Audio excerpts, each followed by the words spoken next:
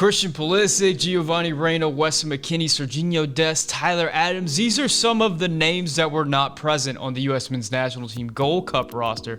But despite it all, with a team of very young, inexperienced MLS players, maybe a couple of players from Europe, the U.S. was able to put it together, was able to do what they've done throughout the tournament, eke out some strong defensive performances, and eke out a 1-0 victory over our big rivals in CONCACAF, Mexico. Mexico coming into the tournament with a very strong lineup, as strong a lineup as they could possibly have. Of course, they're missing Lozano and Jimenez and a couple of other players, but despite that, a very strong Mexican team goes down to the U.S. 1-0 in the Gold Cup final. And this is just a massive game because it shows not only that the U.S. can beat Mexico, because we already knew that. They beat them in the Nations League final. But it shows the depth of the U.S. roster. It shows that these young players from MLS and, these young teenagers that the United States is producing is capable of going head-to-head with the best players in the region. And it also shows that this vaunted Mexican team that we've been fearing so much over the last year or so has some real cracks that they've got to figure out. So how did the U.S. do it? How did Greg Berhalter put together a team from this group of BC players that could go up against the best team in the region and win in a final in a full capacity stadium that was like 90% El Tri fans? We'll find out in this video, all that and more on this episode of the Yank Report. What's up? My name is Sam. Welcome to the Yank Report show. We talk about the U.S. men's national team. And if you're into that thing and you are not yet subscribed, please consider hitting that subscribe button so you can hang out with us in the future. And if you want to support the channel, the best way to do so is click that like button. It's free and it helps the channel grow. So let's check out the lineup. The U.S. had a lineup that was largely the same as the previous two lineups with a couple of different changes. Of course, they had Matt "The Wall" Turner in goal. Reggie Cannon and George Bello start as the fullbacks in this game. Greg Berhalter said his fullbacks have been really fatigued throughout this tournament. Shaq Moore logging a ton of minutes. Same with Sam Vines. A lot of minutes in a short turnaround, so we see a line change here with Cannon and Bello coming in. We have James Sands and Miles Robinson as the center back pairing. Kellen Acosta holding it down to the 6. Sebastian Lletget starting at the 8. Another change was Eric Williamson coming in at the 8 position for Gianluca Busio. We saw Busio put together some performances that were okay-ish, kind of shaky. So I kind of expected Busio not to be there. So Williamson comes in and gets the nod for this particular game. And then the front three is once again Paul Arriola, Gyasi Zardes, and Matthew Hoppy. Now, before we get into the timeline, I want to say thank you to the sponsor for today's video, and that is OneFootball. OneFootball is the ultimate app for soccer fans. It lets you track your favorite players, your favorite teams, your favorite leagues, all in one convenient location right in your phone. OneFootball's been fantastic during the preseason because, I want to watch a lot of these American players, and it's hard to keep track of when teams play because they're playing every day at like weird times. With OneFootball, if you're following the team, you'll get a notification saying, hey, Borussia Dortmund's playing right now, and Giovanni Reina is in the starting lineup. It's been great for me to be able to track preseason without having to Google all the teams' names every day and try to keep track of when they're playing, which is what I used to do. So it saved me a lot of time. If you want to download OneFootball, there is a free link in the description. By clicking that link, you'll not only be getting the latest news about your favorite teams and players right in your phone, but you will also be supporting the Yank Report directly and supporting a company that supports content creators like me. In the 10th minute, Mexico gets their first big opportunity of the game. It is a corner kick where Funes Mori directs a low, powerful header to the near post, forcing a fully outstretched Matt Turner to dive and make a great save. This was our first indication that Matt Turner is just not giving anything up easily in this particular game, as he has throughout the tournament. One of the best players of the tournament, not just for the U.S., but across the board, probably the best goalie of the tournament. He ends up winning that award at the end of the game. I'm not going to speculate on where Matt Turner is on that U.S. men's national team depth chart for that number 1 spot, but I can tell you with certainty that he's much higher leaving the tournament than he was coming in. A tremendous performance from the shot stopper Matt Turner. Now in the 15th minute, the U.S. gets probably their best opportunity of the game. A shaky Mexico back pass leads to a 50-50 ball between Zardes and Dos Santos. Dos Santos wins, but then passes it back to a player who I believe is Hector Moreno, but I'm not 100% sure. Poor first touch from that Mexican defender allows Sebastian Lletget to pounce on that ball and play it outside to a wide open Paul Arriola. Arriola is in on goal with only the keeper Talavera to beat. He sends in a nice ball to the near post, but it bounces off the post and out. And I think this is one of those moments where, Paul Arriola is he's a good player. He's got it up here. He kind of knows where to be on the field. He's got the energy. It's just sometimes that quality in that final third, his final ball, his final cross, his final shot is just not up to par with like the Pulisics and the Reynas and the players at the top of the pool. But this was a great opportunity from the U.S. and I think showed that, this Mexico team is definitely beatable.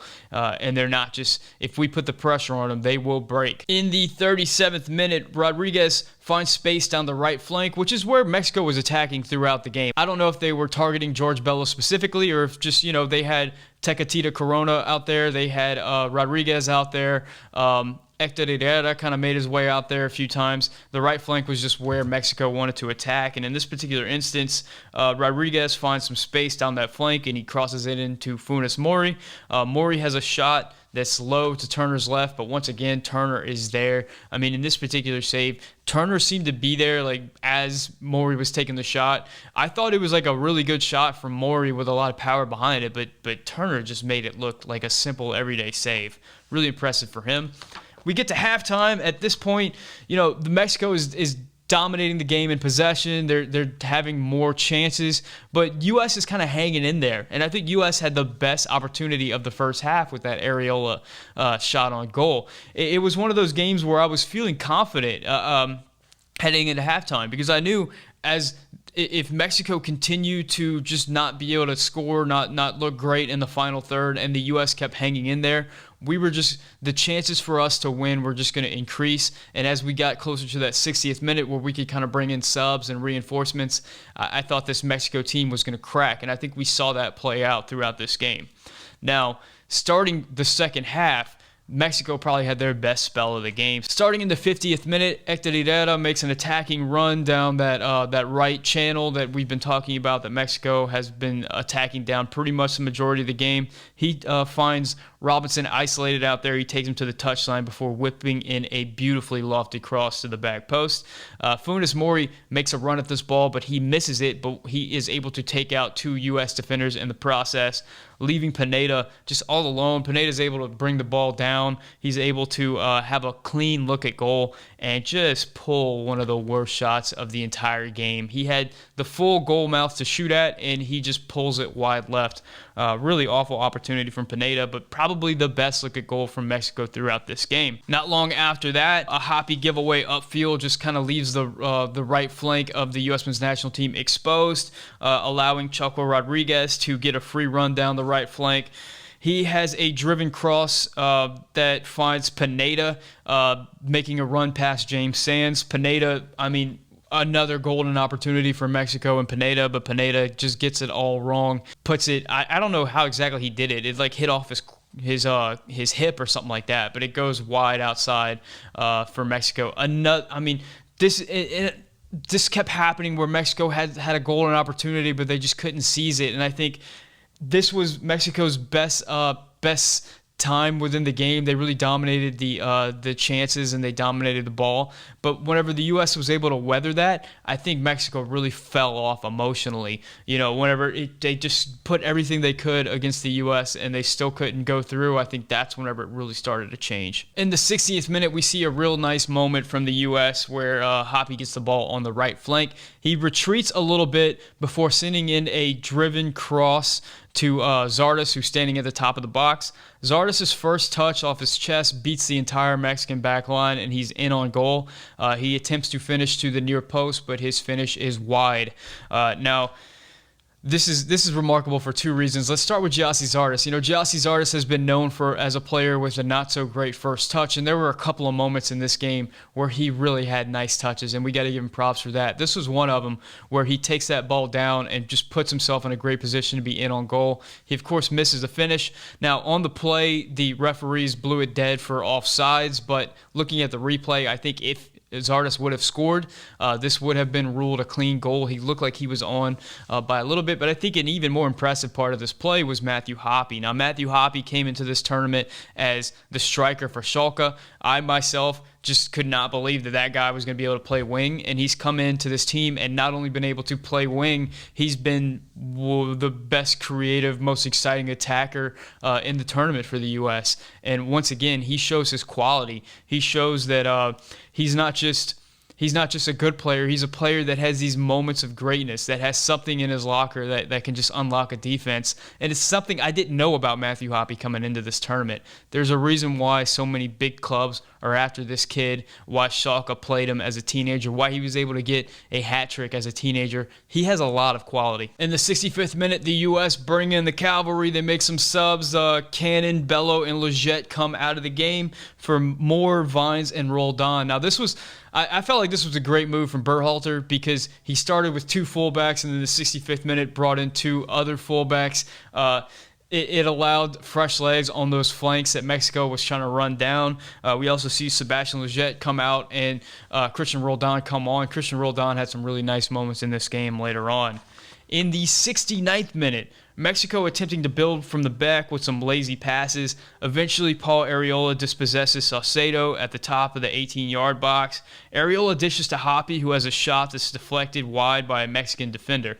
And this is when we're really starting to see cracks in that Mexican defense. Saucedo did not start this game. He's been criticized for being kind of loose in possession. We see that here, and we see that the U.S. is just...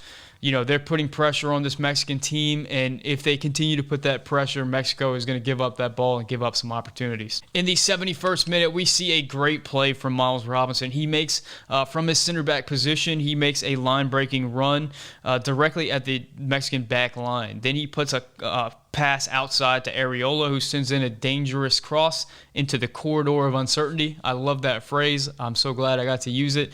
The corridor of uncertainty.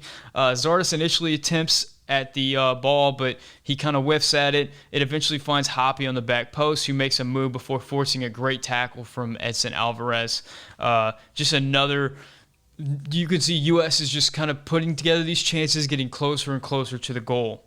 In the 73rd, Kellen Acosta stands over a U.S. set piece about 50 yards out in the left channel. Acosta, Sebastian Leggett had been taking all the dead balls throughout this game for the U.S. and throughout the tournament, but whenever he gets subbed out, Kellen Acosta is standing over these set pieces and just has such better delivery. I really wish we could have seen Kellen Acosta taking the corner kicks and the set pieces throughout this tournament, but as we see later on, Kellen Acosta's delivery proves to be vital for the U.S. attack. In this particular instance, Acosta's cross is met by Zardes, who kind of flubs the attempt, but the ball finds Arriola on the back post, who forces a crazy save from Talavera where he dives and throws his back at the ball. It might have hit off the back of his neck. Either way, great save from Talavera, but just once again, the U.S. is getting chances and getting chances and getting chances, and you just know one of these is going to go in eventually.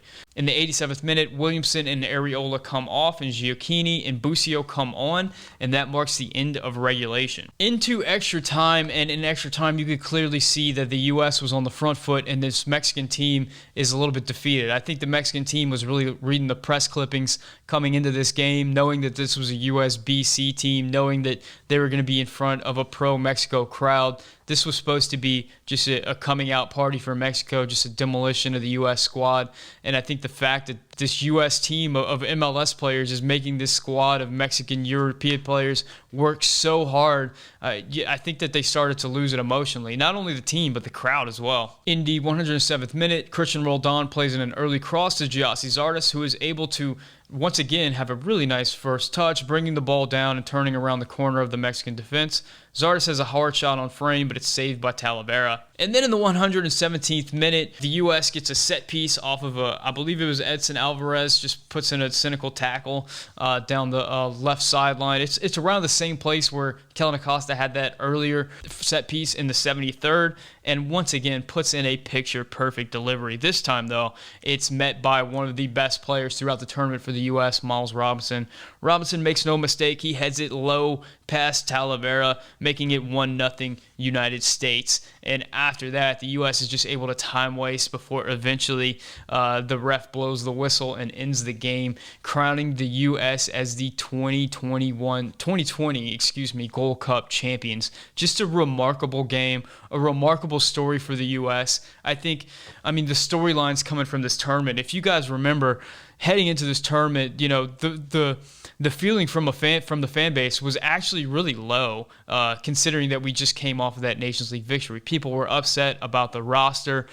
People were upset at Greg Berhalter. Really felt like he kind of got lucky beating Mexico last time out, and felt like, you know, this team was going to struggle to make it out the group. But not only was the team able to put together results and just play a brand of soccer that I think Americans were really proud of and just really wanted it and worked so damn hard out there on the field, but I think we learned so much about so many of these players. You know, Miles Robinson came into this tournament thinking, you know, maybe he has an opportunity to make the senior squad, and now people are saying that, you know, he should be starting for the senior squad next to John Brooks. You know, same thing. Shaq Moore is a player that wasn't even supposed to be on the roster and just has had a tremendous tournament and has thrown his name in the mix for qualifiers. Matt Turner is a player that some people didn't rate at all, and now all of a sudden there's a question about whether or not he should be the number one for the U.S.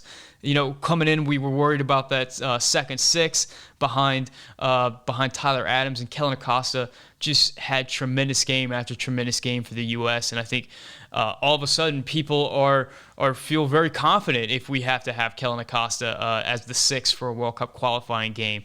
Matthew Hoppy, a tremendous tournament. I mean, just so many players that we just, you know, we learned a lot about Gianluca Busio. We learned a lot about Eric Williamson. Giassi Zardes, just a complete turnaround within the fan base. People went from just never wanting to hear his name to all of a sudden holding him up as a hero for some of his tremendous play throughout this tournament. So just overall, it's a fantastic time to be a U.S. men's national team fan. One thing to put a whole bow on this whole situation, if you want to talk about redemption arcs, we got to talk about Greg Berhalter, because the fan base has been low on Greg Berhalter from the start, and it probably hit its lowest point during the last Gold Cup, that 2019 Gold Cup, and for good reason. I mean, he kind of demanded that the team play from the back against a Mexico side that was just chomping at the bit, and we lose in kind of devastating fashion. But since then, the team has performed way better, just putting together a string of victories. And in this tournament, in the Nations League, we see a Greg Berhalter who's making progressive substitutions, who's making progressive adjustments that are really helping out the team, and just able to put together a roster of guys that are fighting so hard and just really enjoy playing together and are a joy to watch from the fan base. So I think the arc for Greg Berhalter has been tremendous as well. Now, I'm curious to hear what you guys have to say about this Gold Cup tournament. Who were the players of the tournament to you? What is your lasting memory from this tournament? As always, if you speak Spanish, leave a comment in Spanish. Así que puedo practicar mi español. If you're not yet subscribed, please click that subscribe button. And if you watched the video at this point and you were enjoyed it or entertained or whatever, please hit that like button. It really helps out the channel. Thank you guys so much for watching. My name is Sam, and this is the Yank Report.